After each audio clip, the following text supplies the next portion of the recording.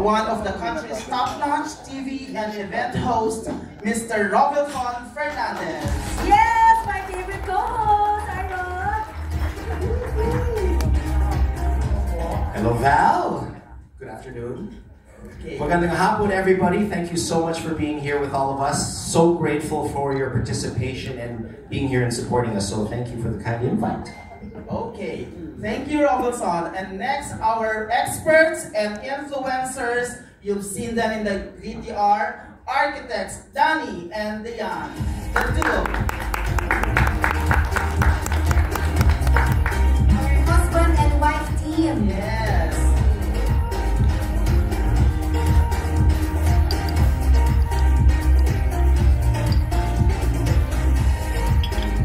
Next, of course, another expert and influencer, architect Ed.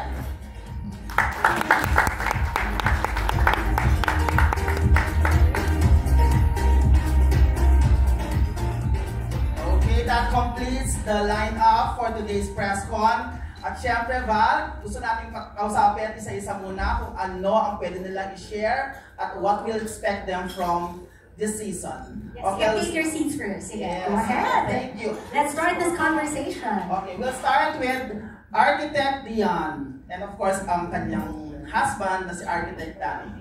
Go ahead. Hi everyone, I'm Architect Diane, and for this season we'll be sharing our knowledge para matulungan ng fellow nating kababayan sa kung paano magpatayo ng bahay. At kung meron man kayong mga tanong, pwede namin sagutin para mas makatulong sa inyo.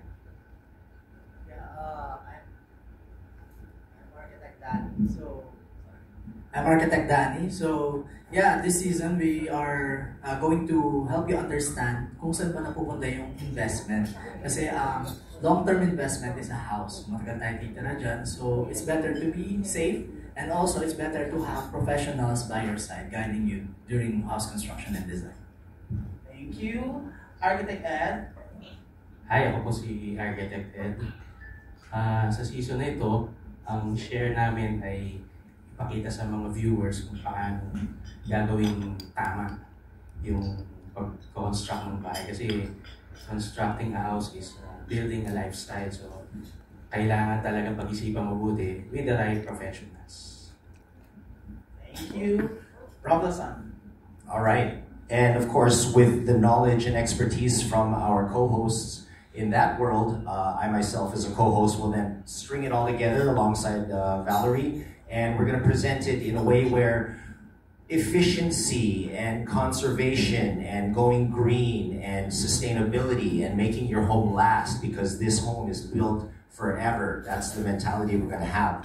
And that's the way we're going to push these segments. So going to be doing that in cooperation with our friends at Habitat for Humanity. So we're so glad that they're going to provide their tutelage and knowledge in regards to that as well. So it's all about making this home last and provide the love that a home gives one and to their family, and we're truly looking forward to that.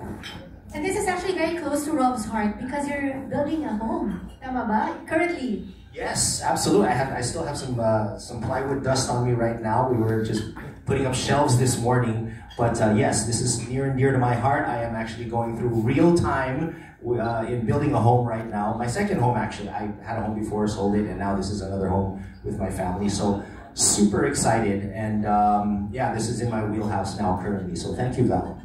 Val, before we start the press con proper, anything that you want to say?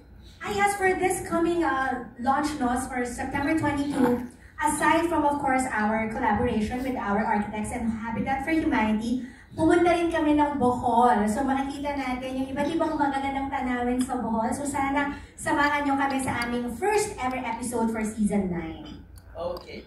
We'd like to reiterate that we have this partnership with Habitat for Humanity's Terwilliger Center for Innovation in Shelter in the Philippines. Thank you. Thank you to that. Okay. So, ayan. Baka may gusto kayong tanong, baka may gusto kayong i-renovate, improve, pwede rin sa ating mga architects. So, we have this Romel Placente. Thank you. Salos na kami mga Ay, ano? Ay po sa mga architects. Kayo po ba naniniwala sa mga sinisang punsoy? Bakit kailangan pag magpapatay ng bahay, dapat ganito yung party na sa lugar, gano'n po. Yung gano'n. Naniniwala po ba kayo kay Chris Aquino sa punsoy? Yes, of course, we consider also feng shui during the design process. Sometimes we have traditional beliefs like the pinaka-kilala is the oro plata mata for the stairs. Of course, oro means gold, plata means silver, and mata means death in some cases or bad luck. But we try to consider the client's necessity, but some of the clients don't believe in it. But as much as possible, mas maganda i-incorporate siya just for the culture of the Filipino. Yung pong jowa niyo sa architect. Yung maganda. Architect yan. Yeah. Habang nagda-design talaga kami, ni-integrate namin automatically minsan yung feng shui, like yung magkakakabata na doors, or kaya yung avoiding main door katapat ng stairs. Kasi hindi man natin alam in a scientific basis, pero mas okay nang sure kaysa magsisi rin sa mali. Thank you po. Kay Miss Val. Baka si architect. Architect. Opo. Architect.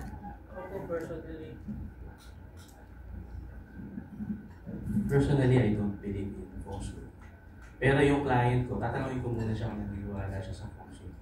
Kasi kung hindi, diretso na kagad ako sa drawing table.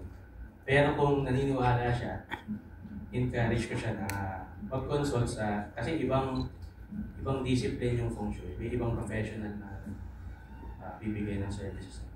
Kung gusto po niya, encourage ko siya na mag-consult muna, tapos gawa sila ng wishlist, saka sa kanila ako babalikan para i-apply ko yung mga wishlist nila. Incorporate ko yung feng shui doon sa National Building Code, sa mga standards, i-design ng bahay. Thank you po. Kay Miss Val na hawig ni Tony Gonzaga. Aside pa sa mga lugar na napuntahan niyo na po, meron pa po ba kayong gusto na mapuntahan? Sa Philippines, gusto ko sana mapuntahan yung Batanes. Kasi I've never been there. Everyone who's been there is always raving how beautiful it is. So, hopefully, one day, di ba, sana sa season 9 ng iHeartPH, mapuntahan natin yung Batanes. Kasi ang dami nating magaganda pang places sa Philippines na hindi talaga natin na ma-maximize. So, before we go out of the country and enjoy international places, puntahan muna natin yung mga may pagmamalaki natin lugar sa Pilipinas. Thank you po, Miss Val. Pakyawan, si Romel. Thank you. Meron next question, si Jeff of Daily Tribune. Hello po, good afternoon. Hindi ko alam kung sino pwedeng ang sasagot, pero paano po nabuo yung connection with Habitat for Humanity? Yon. At saka paano tayo nakabuo ng ganitong concept?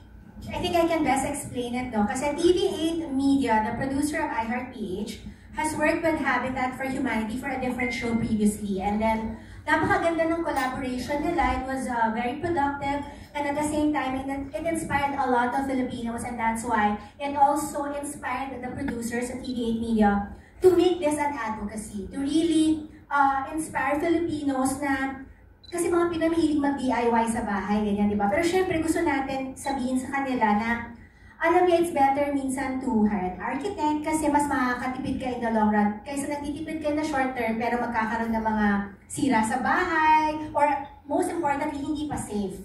So that is why it is the show's advocacy to really educate and inform the Filipinos. Para lahat tayo, di ba? Meron tayong dream home. Dahil pangarap naman natin lahat yan, di ba? Okay, next question is second question. Paano po mapasok yung mga subject? Susulat ba sila or choice yun ng may research pa? Paano niya sila pinipili? The TV8 Media team, yung aming mga napakagagaling at napaka-award-winning na director, our script writers, everyone really collaborates hand in hand with also Habitat for Humanity and to ensure na yung mga topics na ipapakita namin is very, very relevant for the viewers. Okay. From this corner, syempre may tanong si Miss Rose.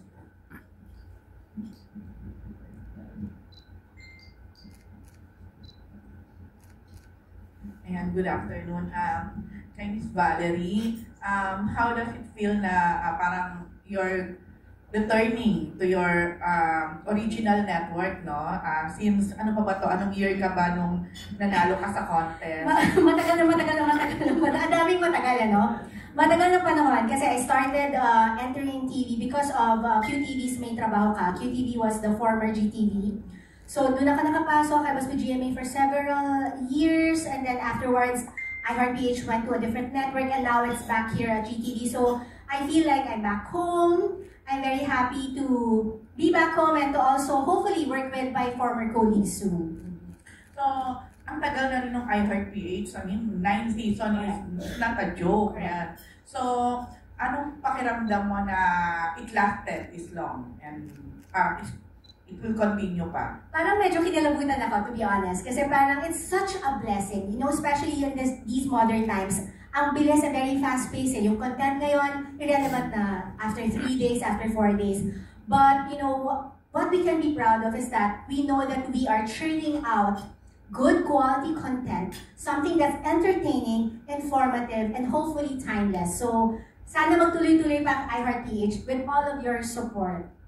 Okay. Can you tell us naman a little bit about yourself? I mean, for how many years na you're hosting iHeartPH?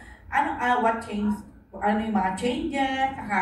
I mean, are you married now? Something like that. I'm 5'2" na ko lahat eh, no? Pati zodiac sign ako, charot. I've been hosting for many years now, 17 years now. So TV and events. I regularly host mga corporate events. I'm also a Chinoy. I'm a Filipino-Chinese.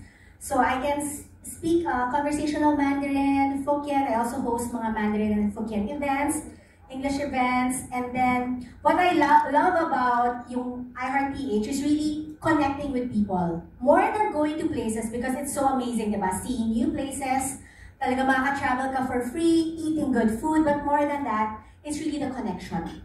When I talk to people, I hear their stories, parang, nagkakaroon kami agad ng parang magnet. So yun yung pinaka best part about being a host is really to connect with other people. Hindi mo sinagot. Are you married na? Yes po, sorry, I'm married, yes. You have children? No, I don't have. Okay. Tuloy-tuloy ko na, sandali lang. Okay. I was surprised na ang galing ko pala mag-host in fairness. So, yan. Meron ka pa bang mga pangarap in terms of you being a host? Mas marami pa magawa, makilala pa, do this kind of show? Alam na ko baka mahaba-habang storya to ha. I'll share lang. Kasi actually, dream ko talaga to be host since I was a kid. Bata pa lang ako, 5 years old, I would join declamation contest in school. And unfortunately, I would win every year. So yun talaga yung pangarap ko. So that's why I pursued hosting with May Trabaho Ka na yung reality show looking for hosts. Talagang lahat nito, it was all I believe my grit, my perseverance, my hard work, and my good relationships with my colleagues. That's why continuous pa rin yung trabaho. And to me, ang daming perks of being a host but overall, the joy is in the act itself. I love being on stage. I love speaking. I love connecting with the audience. Kahit malayo kayo sa akin, I feel like I can somehow connect to you. So yun, I love my job. Okay, last na lang. Sino yung mga idol mo or mga hinahangaan mo in terms of hosting? One of them, no joke, si Robilson, promise. An international host who's super good with ad-libs, as in very funny, smart, witty. This is not a joke talaga. I super duper admire you. And you know what? Aside from being a good host on cam, off cam is so humble. And so warm and so kind. So yun yung mga idol ko na hindi lang magaling. Kailangan may puso din. So aside from Robilson? Aside from Robilson, mga local, let me think, Pinky Webb. Pinky Webb, also the host of Business Matters. Very professional. Who else? Actually, too many to mention, but basically these are off the top of my head. Okay, thank you. Thank you so much. Thank you, Miss Rose. At hindi lang magaling